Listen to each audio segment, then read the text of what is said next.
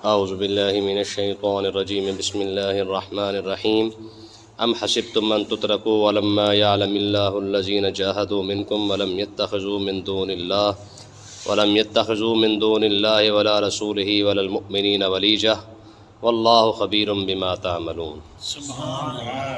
کل کے سبق کے اندر ہم نے یہ پڑھا تھا کہ اللہ تعالیٰ نے ارشاد فرمایا مسلمانوں کو کہ تم کفار مکہ کے ساتھ جنگ کرو، اللہ تعالیٰ تمہارے ہاتھوں سے انہیں عذاب دے گا، تمہیں عزت دے گا، ان کو ذلیل کر دے گا اور تمہارے کلیجے ٹھنڈا کر دے گا۔ اب یہاں پہ اسی بات کو آگے بڑھایا جا رہا ہے اور مسلمانوں سے خطاب ہو رہا ہے۔ میں ام حسبتم ان تترکوا، فرمایا کہ اے ایمان والو تم کیا سمجھتے ہو کہ تمہیں ایسے ہی چھوڑ دیا جائے گا؟ ام حسبتم، تمہارا کیا خیال ہے؟ ان تترکوا، تمہیں ویسے چھوڑ دیا جائے گا؟ ولما یعلم اللہ الذین جاہدوا منکم، ابھی تو اللہ تعالیٰ نے تم میں سے مجاہدین کو آزمایا ہی نہیں ہے، ابھی تو مجاہدین کی آزمائش ہونی ہے۔ ولم یتخذوا من دون اللہ ولا رسولہ ولا المؤمنین ولیجا، فرمایا کہ تم میں جو خاص مسلمان ہیں، مومن ہیں، ان کی پہچان ابھی اللہ نے نہیں کروائی۔ وہ ہے کون سے؟ ان کی نشانی کیا ہے؟ فرمایا کہ وہ جو خاص ایمان والے لوگ ہیں ان کا حال یہ ہے وَلَمْ يَتَّخِذُوا مِن دُونِ اللَّهِ، وہ اللہ کے سوا کسی کو اپنا رازدار نہیں بناتے، اللہ کے سوا کسی کو اپنا رازدار نہیں بناتے۔ وَلَا رَسُولِهِ، اللہ کے رسول کے سوا کسی کو اپنا رازدار نہیں بناتے۔ جب بھی راز کی باتیں کرتے ہیں یا اللہ سے کرتے ہیں یا اللہ کے رسول سے کرتے ہیں۔ اور اگلا وَلَا الْمُؤْمِنِينَ وَلِيجًا، فرمایا یا پھر وہ راز کی باتیں کرتے بھی ہیں تو صرف اور صرف ایمان والوں سے۔ ٹھیک ہے، یعنی اس سے یہ مسئلہ ثابت ہو گیا کہ اگر بندہ کسی سے راز کی بات کرنا بھی چاہے تو پہلے اس کا ایمان تو دیکھے، اس کے پلے ایمان ہے کہ نہیں ہے۔ تو اللہ تعالیٰ نے خاص جو مجاہدین ہیں ان کی شان یہ بیان فرمائی ہے، یا خاص ایمان والوں کی شان بیان فرمائی ہے۔ میں کہ جو خاص مومن ہے نا، وہ اپنا راز، اپنی باتیں صرف اور صرف تین ہستیوں سے بیان کرتے ہیں۔ ایک، یا تو وہ اپنا راز رب سے بیان کرتے ہیں، رب کے سامنے رکھتے ہیں، حالانکہ رب کے سامنے تو ہر چیز ہے نا، لیکن یہ حوصلہ افزائی ان کی جا رہی ہے کہ مومن بندہ جب بھی راز کی باتیں کرتا ہے وہ اپنے رب سے کرتا ہے۔ ٹھیک ہے، ولا رسول ہی، یا مومن بندہ جب بھی بات کرے گا اپنے رسول سے کرے گا، کیونکہ رب سے زیادہ مخلص کوئی نہیں ہے۔ ٹھیک ہے، رب سے زیادہ کوئی ہمدرد نہیں ہے۔ اگر رب کے بعد کوئی اگر ہمدرد ہے تو پھر وہ نبی اعظم صلی اللہ علیہ وسلم ہے۔ مومن بندے کے لیے جتنے ہمدرد اللہ کے ذات اور اللہ کے رسول کے ذات ہے، اس سے بڑھ کر تو کوئی نہیں ہو سکتا نا۔ ٹھیک ہے، اور اگلے بات ارشاد فرمایا وللمؤمنین، ہاں مومن بندے کے سب سے زیادہ ہمدرد اگر کوئی ہوگا تو پھر وہ صاحب ایمان بندہ ہی ہوگا۔ ٹھیک ہے، کیوں؟ جس کے پلے ایمان ہوگا اسے ڈر بھی ہوگا کہ یار اگر میں نے اس کے راز کو فاش کر دیا یا اس کی بات کو کسی طریقے سے ظاہر کر دیا تو پھر قیامت کے دن مجھے اللہ اور اللہ کے رسول کا سامنا تو کرنا پڑے گا نا۔ ٹھیک ہے، تو اللہ تعالیٰ نے ارشاد فرمایا مومن بندے کی شان یہی ہے۔ تو اس لیے یاد رکھیں، یہ سبق ہے اس آیت کے اندر کہ جب بھی اپنا رازدار کسی کو بناؤ تو پہلے اس کے ایمان کو دیکھ لیا کرو کہ بندہ بے ایمان تو نہیں ہے۔ جو بندہ بے ایمان ہے وہ تمہارے راز کو کیسے رکھے گا، وہ تمہاری باتوں کو کیسے چھپائے گا، وہ تمہارے معاملات کو کیسے چھپائے گا۔ ٹھیک ہے، تو اس لیے آپ دیکھیں جس بندے کے اندر جتنا ایمان ہوگا نا، جب وہ کسی کے نقص دیکھتا ہے، عیب دیکھتا ہے تو چھپا لیتا ہے۔ جتنا دنیا دار بندہ ہوگا، جیسے کسی کی بات کو دیکھے گا سب کے سامنے ہوگا فلانے دن انج کر رہے سی، انج کر رہے سی۔ لیکن جب صاحب ایمان بندہ کسی کا گناہ بھی دیکھے گا نا تو کیا کرے گا؟ چھپا لے گا۔ کیوں؟ کیونکہ یہ حدیث پاک ہے، فرمایا کہ تم جب کسی کے عیب کو چھپاتے ہو قیامت کے دن رب تمہارے عیبوں کو چھپا دے گا۔ ٹھیک ہے، تو مومن بندے کی نظر کے اندر یہ بات ہوتی ہے، وہ کہ اسے پتہ ہے کہ یار آج اگر میں نے کسی کے عیب پر پردہ ڈال دیا نا تو قیامت کے دن رب اس کا صلہ تو ضرور عطا فرمائے گا نا۔ حدیث پاک کے اندر آتا ہے کہ رب کیسے کسی کو عیب کو چھپائے گا۔ میں ایک بندہ اللہ کی بارگاہ میں حاضر ہوگا، عرض کرے گا، اللہ تبارک و تعالیٰ خود اسے فرمائے گا، فرمایا ہاں میرے بندے وہ فلانا فلانا گناہ کیا تھا نا، وہ چپ کر جائے گا۔ تو میں بتا رہا کیا تھا کہ نہیں کیا تھا، وہ عرض کرے گا پروردگار کیا تھا۔ تو اللہ تعالیٰ اسے چھوٹے چھوٹے گناہ یاد کروائے گا۔ جب وہ چھوٹے چھوٹے گناہ اس کو یاد کروائے گا تو پھر اللہ تبارک و تعالیٰ فرمائے گا یہ سارے کیے تھے، وہ ڈر کے کہے گا پروردگار کیے تھے۔ اللہ تعالیٰ فرمائے گا میں نے یہ سارے تیرے گناہوں کو نیکیوں میں بدل دیا ہے۔ ٹھیک ہے، پھر وہ سجدہ شکر ادا کرے گا۔ جب وہ سجدہ کرے گا نا ساری مخلوق اسے دیکھے گی، جب ساری مخلوق اسے دیکھے گی نا وہ سمجھے گی شاید یہ کوئی اللہ کا نبی ہے۔ ٹھیک ہے، جسے قیامت کے دن بھی سجدہ کرنے کی اجازت مل رہی ہے۔ ایک تو امام الانبیاء ہے نا جنہوں نے سجدہ کرنا ہی کرنا ہے، ایک یہ گناہ گار بندہ ہوگا جب سجدہ کرے گا نا تو ساری بزم معاشرے سے دیکھ رہی ہوگی۔ اچھا سجدہ کرتے دیکھے گی، رب جب گناہ گنوا رہا ہوگا تب نہیں دیکھے گی، یعنی رب پردہ کیسے ڈالے گا قیامت کے دن، یہ دیکھے ذرا، ٹھیک ہے. پھر وہ بندہ جب اللہ فرمائے گا تیرے چھوٹے چھوٹے گناہوں کو میں نے ثواب میں نیکیوں میں بدل دیا ہے، اور پھر آپ خود بول پڑے گا پروردگار میرے بڑے بڑے گناہ بھی پہنے سمجھ آئی کہ نہیں، میرے بڑے بڑے گناہ بھی پڑے ہوئے ہیں. یعنی پہلے وہ چھوٹے گناہوں پر ڈر رہا تھا کہ پتہ نہیں ہوں کیا بنے گا، ٹھیک ہے. جب اللہ تعالیٰ اس کے نیک گناہوں کو نیکیوں میں بدلے گا پھر وہ آپ ہی گنوانا شروع کر دے گا، جی میرے بڑے بڑے گناہ بھی ہیں، تو اللہ تعالیٰ اس گناہوں کو بھی پھر نیکیوں کے اندر بدل دے گا، ٹھیک ہے. تو یہ پھر سجدہ کرے گا. تو قیامت کے دن رب جب پردہ ڈالے گا تو کسی پر ایسے ڈالے گا، ٹھیک ہے.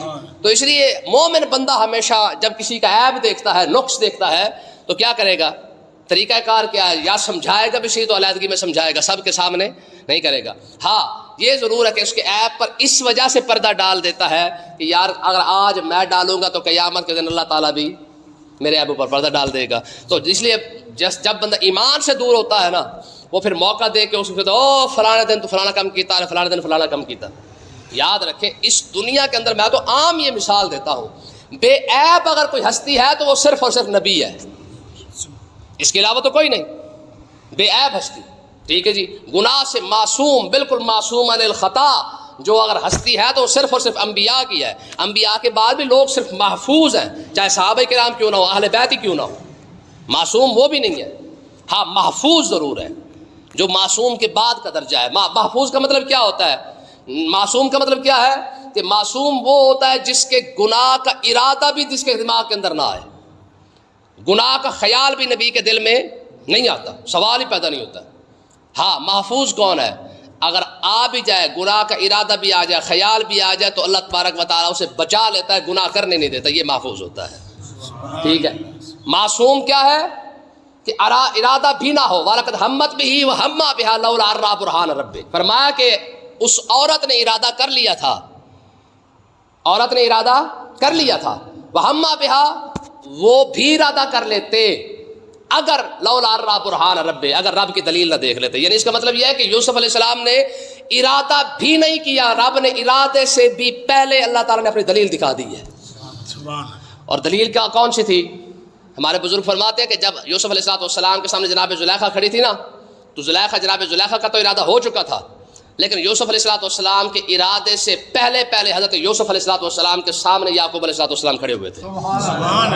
ٹھیک ہے جی، ہاں یوسف علیہ السلام کے ارادے سے بھی پہلے. یار سوچو، ارادہ دماغ کے اندر آتا ہے، اور کو ٹوٹ چھوڑ کے تھوڑی آندر دروازے والے پسو، ارادہ تو دماغ کے اندر آتا ہے نا، خیال ہی آنا ہے نا. کتنی دیر لگتی ہے خیال آنے میں، جس کا مطلب یہ ہے کہ نبی جو ہے نا کتنی حفاظت کرتا ہے یار، اللہ تعالیٰ اپنے محبوب اپنے بندوں کی کتنی حفاظت کرتا ہے. جو ارادہ خیال دماغ کے اندر آنا ہوتا ہے اس سے پہلے یعقوب علیہ السلام ہاتھ میں اپنے دانتوں کے اندر انگلی رکھ کے نا ایسے دبا کے یوسف علیہ السلام کے سامنے کھڑے تھے، فرمایا خبردار ارادہ بھی نہیں آنے دینا ہے، یہ معصوم عن الخطا ہے. تو خود سوچے کہ نبی کتنا معصوم عن الخطا ہوتا ہے. آقا علیہ السلام جوانی کے اندر نا، حضور کی جوانی کی بات ہے، ٹھیک ہے. اب اعلان نبوت بہت بعد میں ہوا ہے، جو تو 40 سال میں جا کے ہوا نا. حضور علیہ السلام اعلان نبوت سے پہلے جوانی کی بات ہے. آقا علیہ السلام کو پتہ چلا کہ مکے میں شادی ہو رہی ہے، رات کو جو ہے وہ جناب اکٹھے ہوں گے، انہوں نے کوئی حساب کتاب اپنا لگانا ہے. حضور فرماتے میں بھی دیکھنے چلا گیا، ٹھیک ہے. فرماتے کہ ابھی جا کے وہ شروع بھی نہیں ہوا تھا ان کا حساب کتاب، میں جا کے بیٹھ گیا دیکھنے کے لیے، وہیں پہ مجھے نیند آ گئی. وہ ساری رات دھمال ڈالتے رہے، میں سویا ہی رہا. صبح جب سورج چڑھا تب جا کے میری آنکھ کھلی ہے. یعنی اللہ تعالیٰ نے اپنے محبوب کو وہ دیکھنے ہی نہیں دیا. ٹھیک، اب خود سوچیے یار، تھوڑا سا شور ہو جائے بندے کی آنکھ کھل جاتی ہے. لیکن حضور دیکھنے بھی گئے تو کیا ہوا، فرمایا کہ وہ ساری رات جیسے وہ ناچتے رہے یا جو مرضی کرتے رہے، یا اللہ جانے ان کا جو دف تھا یا ڈول تھا، آخر کچھ نہ کچھ تو ہوگا نا، شادی کے موقع پر ہوتا ہے، وہ سارا کچھ کرتے رہے. حضور فرماتے میں ساری رات سویا رہا وہاں پہ، ٹھیک ہے. صبح جب سورج نکلا تب جا کے میری آنکھ کھلی ہے. یعنی اللہ تعالیٰ نے اپنے محبوب کو وہ بھی نہیں دیکھنے دیا ہے. تو یہ معصوم عن الخطا ہوتے ہیں. تو محفوظ عن الخطا کون ہے، خیال آ جائے دماغ کے اندر، آ جائے ارادہ بھی ہو جائے، لیکن اللہ تعالیٰ پھر کرنے نہیں دیتا، محفوظ کر لیتا ہے. اس کو محفوظ عن الخطا کہتے ہیں. ٹھیک ہے، آگے دیکھیں اللہ تبارک و تعالیٰ نے ارشاد فرمایا کہ واللہ خبیر بما تعملون، فرمایا جو کچھ بھی تم کرتے ہو اللہ تعالیٰ تمہارے کاموں سے خبردار ہے، باخبر ہے. ٹھیک ہے، ہاں مومن بندہ اللہ اور اللہ کے رسول اور مومنوں کے سوا کسی کو رازدار نہیں بناتا. اگلی بات دیکھیں، حضرت کیونکہ جنگ بدر کی بات بھی ساتھ چل رہی ہے، جہاد کی بات چل رہی ہے. جنگ بدر کی قیدیوں کے اندر حضرت عباس رضی اللہ تعالیٰ عنہ حضور کے چچا قید ہو کے آئے تھے. ٹھیک ہے، جب قید ہو کے میں نے آپ کو بتایا وہ 4 کلو سونا ساتھ اپنے لائے تھے، تو جب یہ آئے نا قید ہو کے آئے تو کافی سارے صحابہ کرام نے نا ان کو ذرا تھوڑی سی باتیں سنا دی کہ تو حضور کا چچا ہو کہ تو نے کلمہ نہیں پڑھا، تو بھی حضور کے مقابلے میں آ گیا، اور مولا علی تو ویسے بھی ان پر چڑھ گئے. انہوں نے کہا جناب تو نے یہ کیا کیا ہمارے ساتھ، ٹھیک ہے چلو کوئی اور ہماری دشمنی کرتا وہ تو کرتا، تو میرے نبی کا چچا ہے نا، تو ہمارا بھی چچا ہے، ٹھیک ہے یہ تو نے کیا کیا، تو بھی حضور کے مقابلے کے اندر آ گیا. جب بابا ساری سنائی نا تو حضرت عباس رضی اللہ تعالیٰ عنہ نے مولا علی کو کہا علی تو ہماری برائیاں گن رہا ہے، ہماری اچھائیاں تو نے نہیں گنی ہے. اگر ہم میں کچھ برائیاں ہیں نا، ہمارے اندر اچھائیاں بھی بہت زیادہ ہیں. انہوں نے اپنی اچھائیاں کیا بیان کی، انہوں نے کہا جی ہم حرم کے انتظامیہ ہیں، حاجیوں کو پانی پلاتے ہیں، مہمان اللہ کے جو مہمان آتے ہیں ان کی خدمتیں کرتے ہیں، ان کو کھانے کھلاتے ہیں، اونٹ ذبح کر دیتے ہیں، کسی کو کپڑے کی ضرورت ہو کپڑے دیتے ہیں، کسی کو جوتی کی ضرورت ہو جوتا دے دیتے ہیں، ٹھیک ہے جی ہر ضرورت ہم پورے کرتے ہیں. وہ بھی تو اللہ کا گھر ہے، تم بھی تو اس کو مانتے ہو اللہ کا گھر ہے حرم.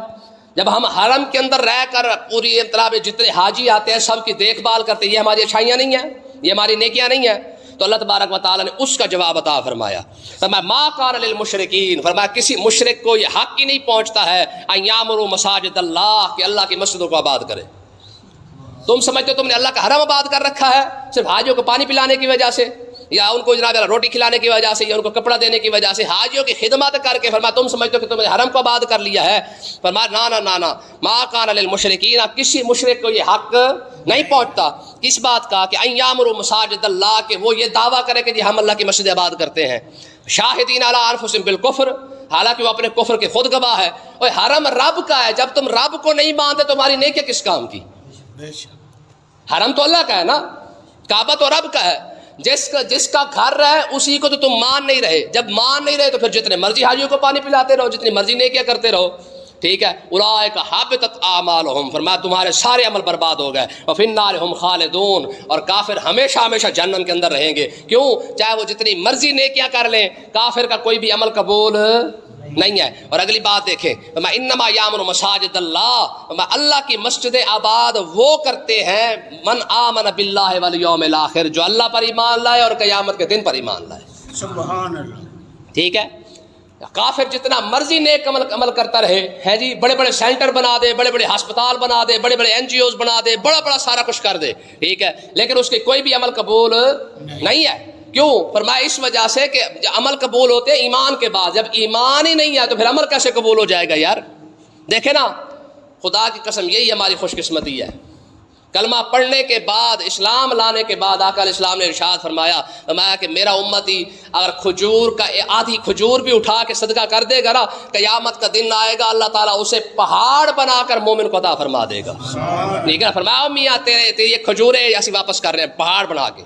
ٹھیک ہے، یہ ایمان کا کمال نہیں کہ ایک کھجور بندہ خالی صدقہ کر دے یار، خالی کھجور صدقہ کرے تو پھر فرمایا کہ اللہ تعالیٰ اسے بھی پہاڑ بنا کے واپس کرے گا. اور کافر بندہ، فرمایا کافر بندہ بڑے بڑے بھی کام کرتا رہے لیکن اللہ تبارک و تعالیٰ اس کے کسی کام کو قبول نہیں کرے گا. فرمایا اللہ کی مسجد آباد کون کرتے ہیں؟ اقام الصلاۃ و آت الزکاۃ، جو نمازیں پڑھتے ہیں، جو زکوٰۃ دیتے ہیں، ولم یخش الا اللہ، جو اللہ سے ڈرتے ہیں، رب کی مسجد بھی وہی آباد کرتے ہیں. سمجھ آئی کہ نہیں آئی ہے؟ مسجد آباد کرنے کا مطلب کیا ہے؟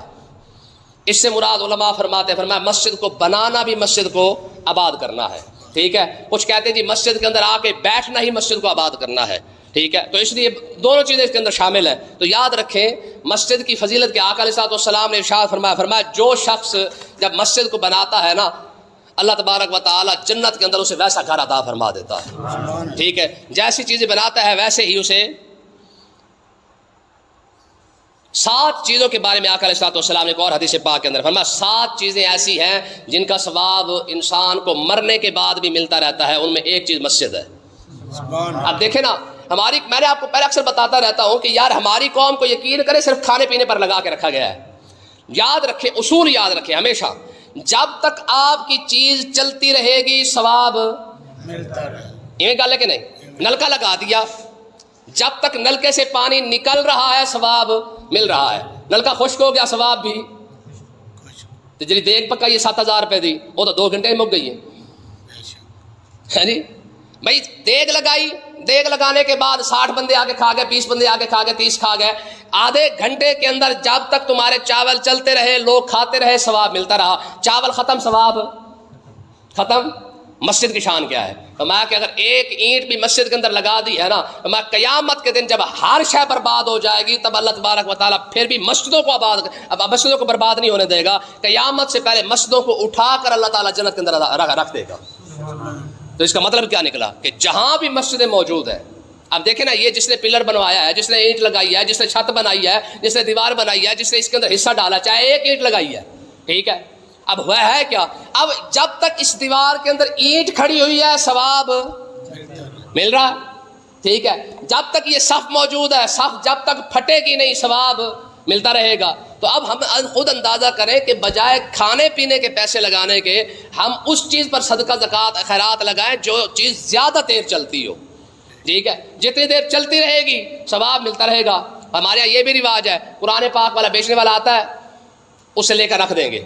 اچھا پڑھتا کوئی نہیں، رکھنے کا فائدہ بھائی کوئی پڑھے گا تو ثواب ملے گا نا. تو اس کا مطلب یہ ہے کہ جب تک وہ چیز استعمال ہوتی رہے گی ثواب ملتا رہے گا. یہ اصول خدا کا اسلام نے ارشاد فرمایا. حضور نے کیا ارشاد فرمایا؟ فرمایا کہ مرنے کے بعد آدمی کو 3 چیزوں کا ثواب ملتا رہتا ہے. ان میں سے ایک جو ہے وہ نیک اولاد بھی ہے. نیک اولاد کیسے ہے؟ کیونکہ نیک اولاد جب تک زندہ رہے گی، نیکیاں کرتی رہے گی، ثواب ملتا رہے گا. ایسے ہے کہ نہیں ہے؟ اسی وجہ سے فرمایا والد صالح یدعو لہ، فرمایا کہ جب بندہ مر جاتا ہے اس کے پیچھے جب نیک اولاد بیٹھ کے اس کے لیے دعا کرتی ہے، اللہ تعالیٰ اس کو ثواب عطا فرماتا ہے.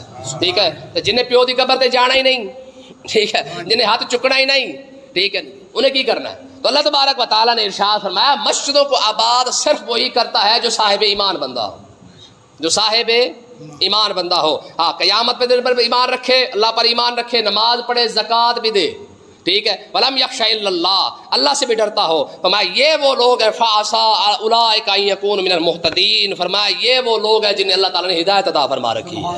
ہاں، ہدایت یافتہ بندہ وہی ہے جو مسجد کو آباد کر رہا ہے. جب تک مسجد آباد رہے گی، دیکھیں نا، ہر ایک شے کے حقوق ہے.